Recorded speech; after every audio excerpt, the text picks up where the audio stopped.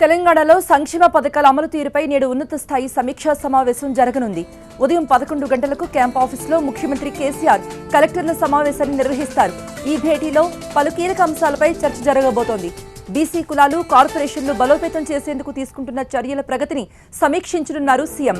దాంతోపాటే తెలంగాణ జిల్లాల్లో పాలనా యంత్రాంగం, సిబ్బంది సంఖ్య, అధికారుల పోస్టుల భర్తీపై కూడా సమగ్ర సమాచారంతో మీటింగ్కు రావాలంటూ కలెక్టర్లకు ఆదేశాలు వెళ్లాయి.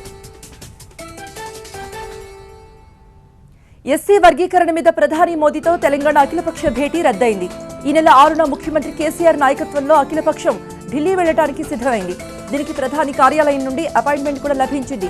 అయితే శనివారం సాయంత్రం అఖిలపక్షంతో ప్రధాని భేటీ రద్దయినట్టు రాష్ట్ర ప్రభుత్వానికి సమాచారం అందింది.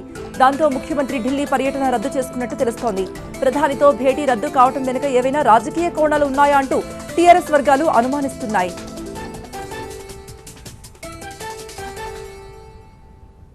సంఘాల జేఏసీలో ఆధిపత్య పోరు ముదిరింది. చైర్మన్ గా కొనసాగుతున్న అశోక్ బాబు ఆధిపత్యానికి గండిపడింది. జేఏసీ నుంచి తప్పుకోవాలంటూ 50 సంఘాలు నిర్ణయించుకున్నాయి. జేఏసీ నవనిర్మాణం పేరుతో తిరుపతిలో ఈ సంఘాలు భేటీ కానున్నాయి. కొత్త జేఏసీ చైర్మన్ గా బొప్పరాజు ఎన్నికే అవకాశం కనిపిస్తోంది.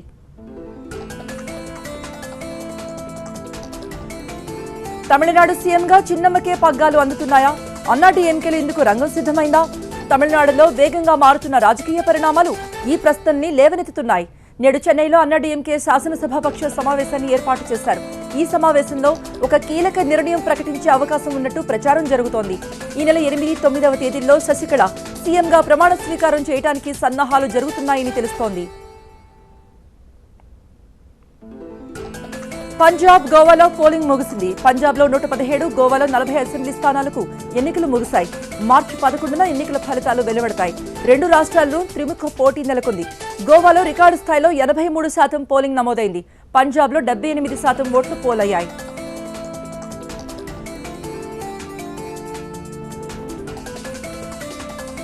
ఉత్తరప్రదేశ్లోని మీరట్లో ప్రధాని మోదీ ఎన్నికల ప్రచారాన్ని నిర్వహించారు. అవకాశవాద పార్టీలు రెండు రాత్రికి రాత్రే కలిసిపోయాయంటూ ఆయన ఎస్పీ, కాంగ్రెస్ పార్టీలను దుయ్యబట్టారు. తమను తాము రక్షించుకోలేని పార్టీలు యూపీని ఎలా రక్షిస్తాయంటూ ప్రశ్నించారు ప్రధాని మోదీ. కత్తులు దూసుకున్న పార్టీలు రెండు రాజకీయ ప్రయోజనాల కోసమే ఒక్కటయ్యాయంటూ విమర్శించారు ప్రధాని.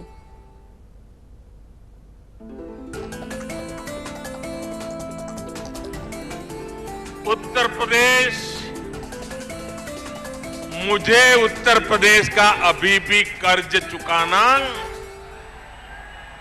शेष है। 2.5 साल में दिल्ली में आपने मुझे बिठाया, बहुत सारे गरीबों के, मध्यम वर्ग के, नौजवानों के, दलित, पीड़ित, शोषित के, किसानों के, महिलाओं के ढेर सारे काम किए, लेकिन भाइयों बहनों, मुझे उत्तर प्रदेश के लिए कुछ और करना बाकी है। చెన్నైలోని సముద్ర తీరంలో చమురు తిట్టు తొలగింపు కొనసాగుతోంది. ఇప్పటి వరకు సముద్రం నుండి 115 టన్నుల ఆయిల్ తిట్టు తొలగించారు. దాదాపు 2000 మంది సిబ్బంది చమురు తిట్టును తొలగించే పనిలో ఉన్నారు. ఇప్పటి వరకు 80% పనులు పూర్తయ్యాయని అధికారులు అంటున్నారు. పూర్తి స్థాయిలో ఆయిల్ తిట్టు తొలగించడానికి మరో వారం రోజుల సమయం పడుతుందని తెలిపారు. ఆయిల్ తిట్టు కారణంగా సముద్రంలో దాదాపుగా 2000 టన్నుల చేపలు మృతి చెందాయి.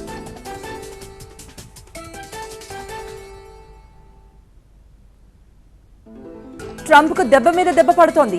నియంత్రణ నిర్ణయాలు తీసుకుంటే అడ్డగోలుగా సంతకాలు చేస్తూ ఉంటే కోర్టులు చూస్తూ ఊరుకుంటాయా? అందుకే ట్రంప్ వివాదాస్పద నిర్ణయాలకు సడన్ బ్రేకులు వేస్తున్నాయి కోర్టులు. తాజాగా ముస్లిం దేశాలపై ట్రంప్ విధించిన ట్రావెల్ బ్యాన్ పై స్టే విధించింది సియాటిల్ కోర్టు. దీంతో ఇకపై వ్యాలిడ్ వీసా ఉన్నవారంతా అమెరికాకు స్వేచ్ఛగా ప్రయాణించొచ్చు.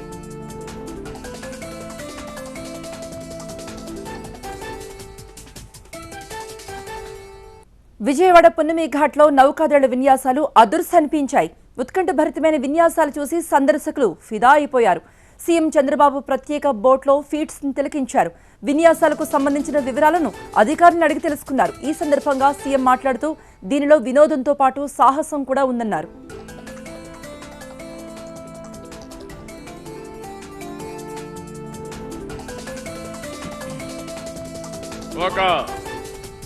వినూత్నమైన రీతిలో ఒక పక్క అడ్వెంచర్, ఇంకో పక్క వినోదం, ఒక పక్క సాహసం ఉంది, ఒక పక్క వినోదం ఉంది, ఒక చల్లని వాతావరణం మనలందరినీ కూడా మంత్రముగ్ధం చేసే కార్యక్రమానికి శ్రీకారం చుట్టారు.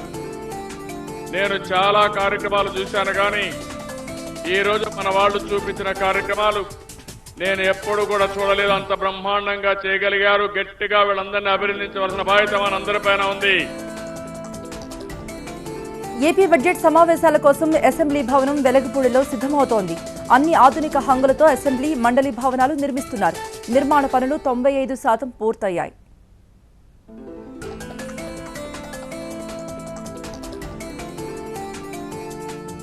ఏపీ ప్రతిపక్ష నేత వైఎస్ జగన్ కడప జిల్లా పర్యటన కొనసాగుతోంది.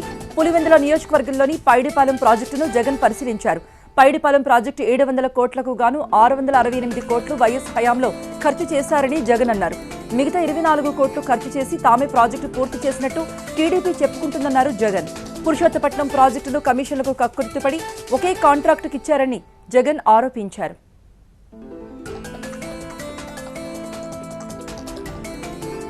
జగన్ కు ధైర్యం ఉంటే పులివెందుల అసెంబ్లీ, కడప ఎంపీ సీట్లకు రాజీనామా చేసి మళ్లీ గెలవాలంటూ సవాల్ విసిరారు ఏపీ మండలి డిప్యూటీ చైర్మన్ సతీష్ రెడ్డి. కడప, పులివెందుల సీట్లలో తిరిగి జగన్ గెలిస్తే తాను రాజకీయ సన్యాసం తీసుకుంటారంటూ ప్రకటించారు ఆయన. సవాల్ విసురుతున్నా, రాష్ట్రమంతా పక్కన పెట్టు, పులివెందులను రిజైన్ చేయి, పులివెందుల నీ సభ్యత్వానికి రిజైన్ చేయి, లేకుండా ఉంటే కడపలో నీ పార్లమెంట్ స్థానానికి రిజైన్ చేసి నువ్వు గెలుచు, నేను దాహోదం చేస్తాను, నేను సాష్టాంగం చేస్తాను.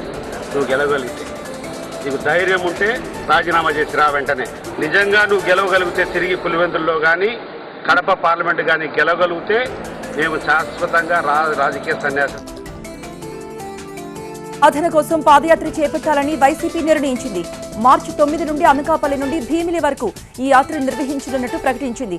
250 కిలోమీటర్ల మేర సాగే ఈ పాదయాత్రలో వైసీపీ నేతలు పాల్గొంటారని ఆ పార్టీ నేత బొత్స సత్యనారాయణ చెప్పారు.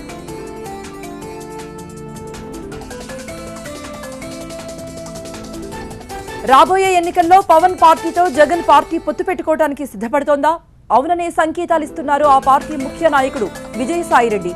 చంద్రబాబును దెబ్బకొట్టే క్రమంలో పవన్ తోనే కాదు, అవసరమైతే వామపక్ష పార్టీలు, భావ సారూప్యత ఉన్న పార్టీలతో చేతులు కలపడానికి ఎటువంటి అభ్యంతరం లేదని చెప్పకనే చెబుతున్నారు విజయసాయిరెడ్డి.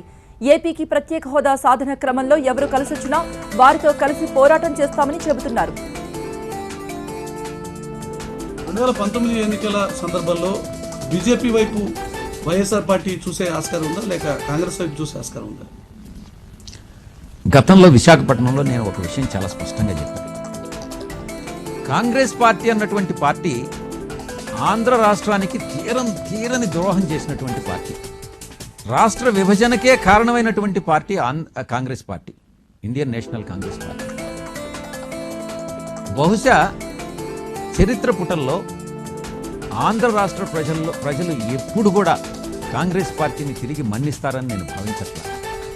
అటువంటి ద్రోహం చేసినటువంటి పార్టీతో మేము సంబంధాలు పెట్టుకోవడం అటువంటి ప్రశ్న ఉత్పన్నమే కాదు అని చాలా స్పష్టంగా చెప్పారు. కాంగ్రెస్తో పెట్టుకోము, ఎందుకనంటే రాష్ట్రానికి ద్రోహం చేసింది కాబట్టి. బీజేపీతో పెట్టుకునే పని అయితే గతంలోనే ఆఫర్ వచ్చింది, బీజేపీ నుంచి ఆఫర్ వచ్చింది, కానీ మేము సిద్ధంగా లేము, పెట్టుకోలేదని అనేది కూడా మీకు చెప్పాను. నేను గట్టిగా పవన్ కళ్యాణ్ కనుక చంద్రబాబు నాయుడిని వ్యతిరేకిస్తే పవన్ కళ్యాణ్ జగన్ పార్టీ కొంత దగ్గరయ్యేటువంటి ఆస్కారం ఉందా భవిష్యత్తులో? పవన్ కళ్యాణ్ గారే చెప్తున్నారు, ఆంధ్ర రాష్ట్రానికి ప్రత్యేక హోదా సాధించేటటువంటి ఎవరితోనైనా నేను చేతులు కలిపి పోరాడేదానికి సంసిద్ధమనని. మేము మా పార్టీ వైఎస్ఆర్ కాంగ్రెస్ పార్టీ ప్రత్యేక హోదా కోసం 2.5 సంవత్సరంగా పోరాటం సాగిస్తున్నాం.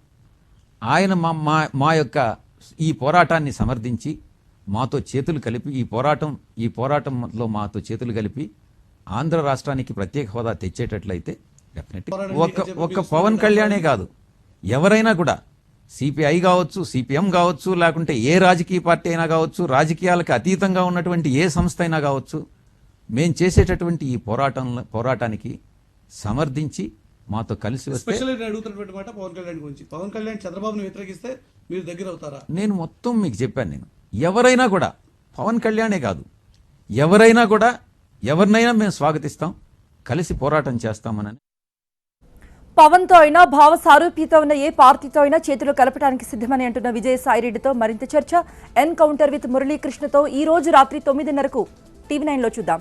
చిత్తూరు జిల్లా శ్రీకాళహస్తి కొత్త రాజగోపురం దగ్గర అగ్ని ప్రమాదం జరిగింది. షార్ట్ సర్క్యూట్ కారణంగా ఈ ప్రమాదం జరిగినట్టు భావిస్తున్నారు. యాగశాలలు పూర్తిగా దగ్ధమయ్యాయి. ఇటీవల జరిగిన మహాకుంభాభిషేకం సందర్భంగా యాగశాలలు ఏర్పాటు చేశారు. ఈ అగ్ని ప్రమాదంలో యాగశాలలన్నీ దగ్ధమయ్యాయి. సంఘటనా స్థలానికి అగ్నిమాపక సిబ్బంది చేరుకుని మంటలు ఆర్పారు.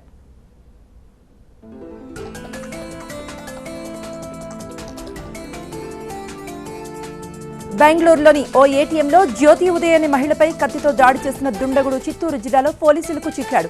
4 రోజుల క్రితం చిత్తూరు జిల్లా నిమ్మనపల్లికి చెందిన మధుకర రెడ్డి అనే వ్యక్తిని అదుపులోకి తీసుకున్నారు. 4 రోజుల పాటు విచారించిన పోలీసులు అతడే జ్యోతి ఉదయ్పై దాడి చేసిన వ్యక్తి అని నిర్ధారించారు.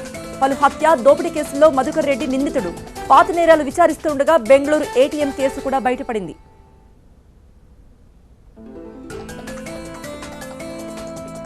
బెజవాడలో మరో కల్తీ బాగోతం బట్టబయలైంది. లక్ష్మీసాయి ట్రేడర్స్ పేరుతో నడుస్తున్న గొడవన్పై టాస్క్ ఫోర్స్ అధికారులు మెరుపు దాడి చేశారు. దాడిలో 300 కిలోల కల్తీ నూనె, నెయ్యితో పాటు మిషనరీ కూడా స్వాధీనం చేసుకున్నారు. వనస్పతికి మరికొన్ని నూనెలను కలిపి కల్తీ నెయ్యి తయారు చేస్తున్నట్టు పోలీసులు గుర్తించారు. కల్తీ దందా చేస్తున్న నిర్వాహకుడు సుధాకర్ను పోలీసులు అదుపులోకి తీసుకున్నారు. అయితే టాస్క్ ఫోర్స్ పోలీసుల ఆకస్మిక తనిఖీతో సహనం కోల్పోయిన సుధాకర్ మీడియాపై చిందులేశాడు. ప్రకాశం జిల్లా అద్దంకిలో ఆర్టీసీ బస్, లారీ ఢీకొన్నాయి. ఆర్టీసీ బస్సులో లారీ వెనుక నుండి ఢీకొంది. ఈ ప్రమాదంలో 10 మంది ప్రయాణికులకు తీవ్రంగా గాయాలయ్యాయి. గాంధీనగర్ దగ్గర బస్సు అంటే జనాలు నిలుస్తుంటే వెనక లారీ వచ్చి గుద్దిందండి. దానివల్ల బ్యాక్ సీటు పోయింది. ఒక 5-6 చిన్న చిన్న దెబ్బలు. ఎక్కడికి పంపించారు వాళ్ళు?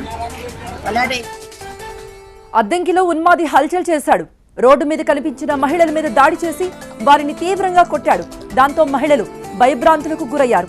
స్థానికులు అప్రమత్తమై ఉన్మాదిని అతి కష్టమంది పట్టుకున్నారు.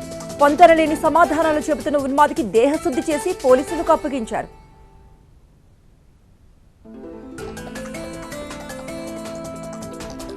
మేడిగడ్డ ప్రాజెక్టుతో తెలంగాణ రాష్ట్రం పచ్చగా మారుతుందని తెలంగాణ భారీ నీటిపారుదల శాఖ మంత్రి హరీష్ రావు అన్నారు. పెద్దపల్లి జిల్లాలో అంతగరం, పెద్దపేట ఎత్తిపోతల పథక పనులను ఆయన ప్రారంభించారు. ఈరోజు మనం 1300 ఎకరాలకు నీళ్ళు ఇచ్చేటువంటి పథకాన్ని ప్రారంభం చేసుకున్నాం. మేడిగడ్డ మన అన్నారం చుందిల్ల బ్యారేజ్ ఏదైతే కడుతున్నామో అది జీవధార లాంటిది. యావత్ తెలంగాణకు ఒక జీవధార కాబోతుంది ఈ కాళేశ్వరం ప్రాజెక్ట్.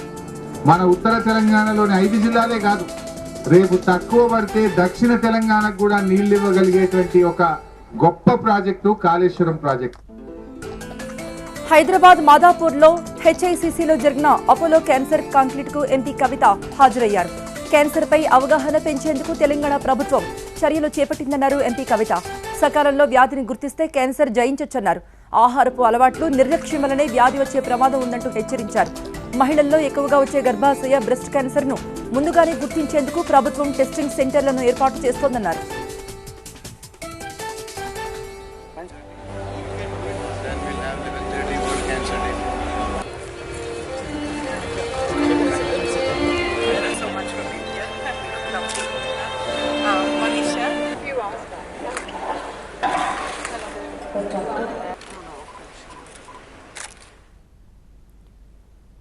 కరీంనగర్లో జరిగిన జిల్లా సమీక్షా సమావేశంలో మంత్రులు కేటీఆర్, ఈటెల రాజేందర్ పాల్గొన్నారు. నగరానికి చేరుకున్న మంత్రులకు టీఆర్ఎస్ శ్రేణులు ఘనంగా స్వాగతం పలికాయి. టీఆర్ఎస్ కార్యకర్తలు బైక్ ర్యాలీ నిర్వహించారు. సమీక్షా సమావేశంలో మంత్రులు కరీంనగర్ జిల్లా అభివృద్ధికి తీసుకోవాల్సిన చర్యల గురించి చర్చించారు.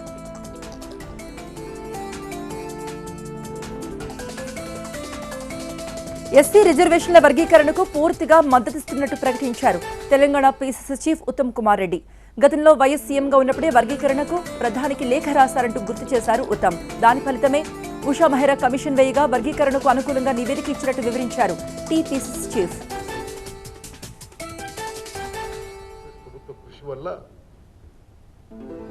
జస్టిస్ ఉషా మెహ్రా కమిషన్ ఏర్పాటు చేయడం.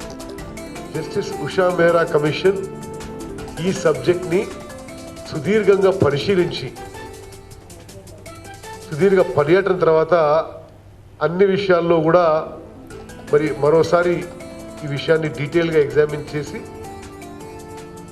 కేటగిరీ. హైదరాబాద్ లోని కిమ్స్ లో గత వారం రోజులుగా చికిత్స పొందుతున్న దర్శకుడు దాసరి నారాయణరావును శనివారం వివిధ పార్టీలకు చెందిన నేతలంతా పరామర్శించారు. ఏపీసీసీ అధ్యక్షుడు రఘువీర, కాంగ్రెస్ ఎంపీ కేవీపీ, సిపిఐ నేత నారాయణ, వైసీపీ నేత భూమన కరుణాకర్ రెడ్డి, నటుడు బీజేపీ నేత కృష్ణరాజు, హరికృష్ణ, ఆదిశేషగిరిరావు తదితరులు దాసరిని పరామర్శించారు.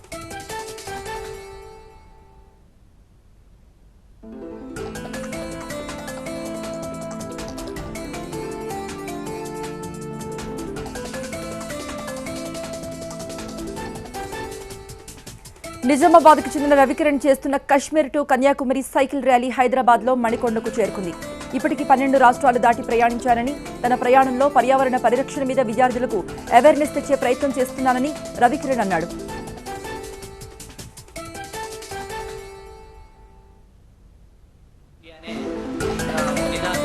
ఈ ఎన్విరాన్మెంట్ ప్రొటెక్షన్ కోసం రాబోయే తరాలకు ఎన్విరాన్మెంట్ ఎలా ఉండాలి, మనం రక్షించకపోతే ఏమవుతుంది అనే ఉద్దేశంతో 6000 కిలోమీటర్ల సైకిల్ యాత్ర 12 రాష్ట్రాల గుండా వెళ్తూ ఉన్నాను. ఇప్పటికీ తమిళనాడు, కర్ణాటక, ఆంధ్రప్రదేశ్ కంప్లీట్. హైదరాబాద్ శివార్లలోని శంషాబాద్ మండలంలో నిబంధనకు విరుద్ధంగా నిర్మించిన కట్టడాలను హెచ్ఎండిఏ అధికారులు కూల్చివేశారు. ఈ సందర్భంగా అధికారులతో స్థానికులు వాగ్వాదానికి దిగడంతో ఉద్రిక్త పరిస్థితి ఏర్పడింది.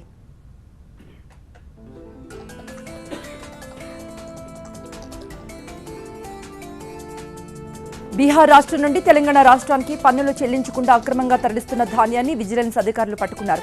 24 క్వింటాళ్ల ధాన్యాన్ని అధికారులు స్వాధీనం చేసుకున్నారు. ఈ ధాన్యం విలువ 5 కోట్లుంటుందని, దీనికి 25 లక్షల రూపాయల పన్ను ప్రభుత్వానికి చెల్లించాల్సి ఉందని అధికారులు అంటున్నారు.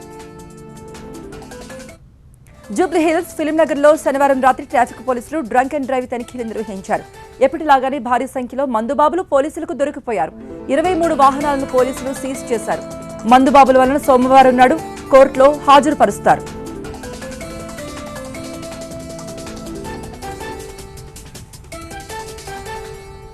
హైదరాబాద్ లో థామస్ కుక్ ట్రావెల్స్ లో భారీగా మంటలు ఎగిసిపడ్డాయి. దీంతో ట్రావెల్స్ మొత్తం తగలబడిపోయింది. ట్రావెల్ ఏజెన్సీలో మంటలు ఎగిసిపడడంతో చుట్టుపక్కల ప్రాంతాల జనం భయాందోళన చెందారు. ఫైర్ సేఫ్టీ అధికారులు సకాలంలో స్పందించి మంటలను అదుపులోకి తీసుకొచ్చారు. దీంతో మంటలు ఇతర ప్రాంతాలకు వ్యాపించే ప్రమాదం తప్పింది. సికింద్రాబాద్ సెయింట్ మేరీస్ హైస్కూల్ కు చెందిన పూర్వ విద్యార్థుల సమ్మేళనం కన్నుల పండుగగా జరిగింది. 1967 బ్యాచ్ కు చెందిన స్టూడెంట్స్ అంతా ఒకే చోటుకు చేరి తమ అనుభవాలను షేర్ చేసుకున్నారు. వృత్తి నిపుణులు, పారిశ్రామిక ప్రముఖులు, వ్యాపారవేత్తలు, ప్రభుత్వ ప్రైవేటు రంగానికి చెందిన అనేక మంది అనుభవజ్ఞులు ఈ సమ్మేళనానికి వచ్చేశారు. విలువలతో కూడిన జీవితం, అభివృద్ధికి దోహదం చేసిన తీరును విశిష్ట అతిథులు, పూర్వ విద్యార్థులు వివరించారు. ఈ సమ్మేళనంలో సాంస్కృతిక కార్యక్రమాలు అందరినీ అలరించాయి. హీరోయిన్ కాజల్ కాకినాడలో సందడి చేసింది. ప్రపంచ క్యాన్సర్ డే సందర్భంగా జరిగిన అవగాహన ర్యాలీలో కాజల్ పాల్గొంది. కాకినాడ భానుగుడి సెంటర్ నుండి జేఎన్టీయూ వరకు ర్యాలీ జరిగింది. సూర్య గ్లోబల్ హాస్పిటల్ ఆధ్వర్యంలో జరిగిన ర్యాలీలో కాజల్తో పాటు ఏపీ డిప్యూటీ సీఎం చినరాజప్ప కూడా పాల్గొన్నారు. జీవనశైలి, ఆహారపు అలవాట్లు నియంత్రించుకోవడం వలన క్యాన్సర్ వ్యాధి బారిన పడకుండా జాగ్రత్త పడొచ్చన్నారు నటి కాజల్.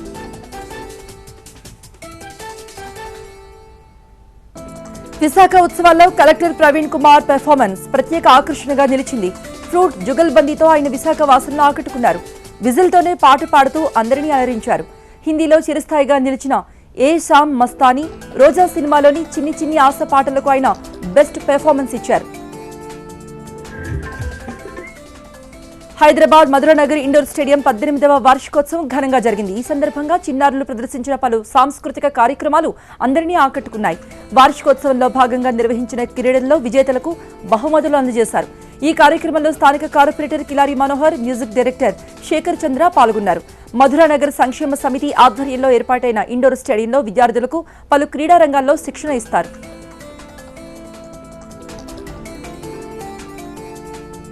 భారత మాజీ క్రికెటర్ వివిఎస్ లక్ష్మణ్ తిరుమల శ్రీవారిని దర్శించుకున్నారు. కొండ మీదకు వచ్చిన లక్ష్మణ్ తెల్లవారుజామున తల్లిదండ్రులతో సహా సుప్రభాత సేవలో పాల్గొన్నారు. లక్ష్మణ్ కు స్వాగతం పలికిన టీటీడీ అధికారులు శ్రీవారి దర్శనం చేయించారు.